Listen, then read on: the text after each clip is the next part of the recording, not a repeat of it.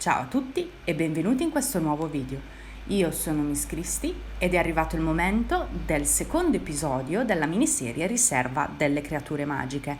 Infatti nel primo episodio abbiamo esplorato le praterie e abbiamo parlato delle creature in generale e della loro classificazione secondo il ministero.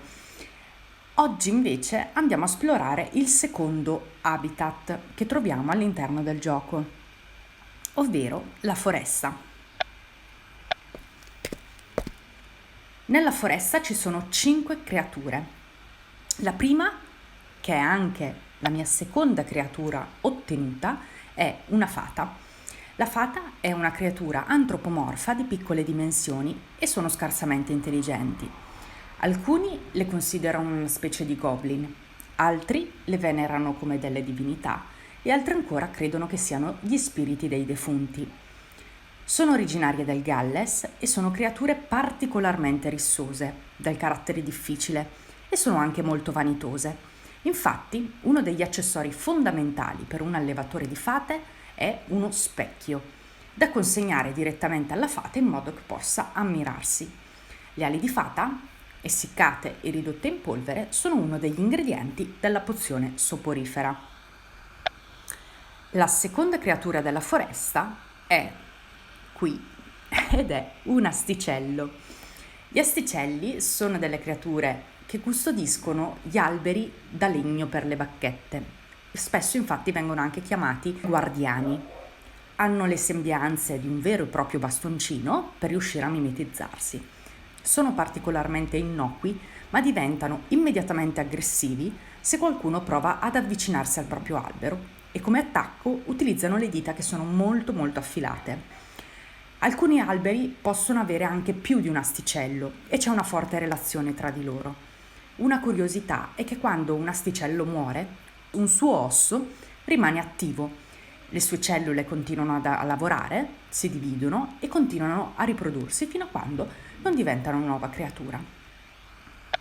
La terza creatura della foresta è un gnomo nascosto sottoterra. Gli gnomi sono letteralmente dei parassiti dei giardini, ma solo in quelli di famiglie magiche. Non sono particolarmente intelligenti e quando ci si accorge di avere un'infestazione è facile rimuoverli perché capiscono di doversela dare a gambe il prima possibile. Costruiscono le proprie tane nella terra e vivono in colonie. E la cosa curiosa e bizzarra allo stesso tempo è che hanno delle stanze con degli scopi ben precisi, proprio come i nostri appartamenti. La quarta creatura è un meraviglioso ippogrifo. L'ippogrifo è una creatura magica ibrida, ottenuta dall'incrocio tra un cavallo e un'aquila. Sono creature estremamente fiere ed orgogliose e non mi dilungherò su questa creatura perché tutti noi abbiamo avuto la possibilità di amare e conoscere questo animale grazie appunto a Fierobecco nel terzo film della saga. Quinta ed ultima creatura abbiamo un drago gallese verde. Il drago in generale è un rettile in grado di volare e di sputare fuoco. Ci sono varie razze e ognuna ha delle caratteristiche fisiche diverse. In particolare il gallese verde ovviamente proviene dal Galles e ha un colore verde.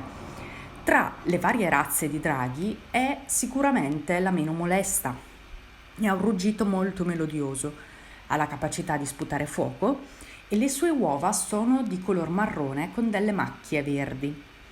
Anche questa creatura l'abbiamo già vista nella saga, in particolare nel capitolo 4, perché è il drago che viene sorteggiato da Fleur de la Cour durante la prima prova del torneo Tre Maghi.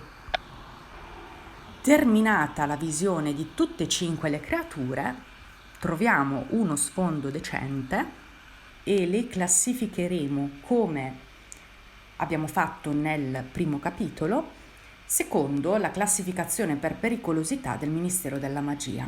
E abbiamo come classe 2 innocuo la fata, l'asticello e lo gnomo.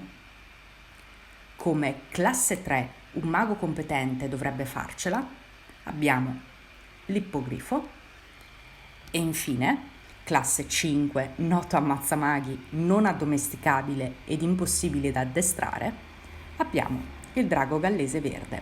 Con questo è tutto, io vi saluto e ci vediamo al prossimo video. Ciao!